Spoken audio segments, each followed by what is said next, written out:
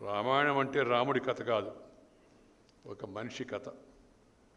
రాముడు ఇందాక వారు చెప్పినట్టుగా ఎలాంటి మహిమను చూపించలేదు. ఒక మనిషిగా పుట్టి మనిషిగానే జీవించి మనిషి ఎలా బతకాలి అనే విషయాన్ని దిశానిర్దేశం చేసిన మహనీయుడు శ్రీరామచంద్రుడు. అందుకే మాతా రామో మతపిత రామచంద్ర అనేది భారతీయ గుండె లోతుల్లో నుంచి పెదుపుకే మాట.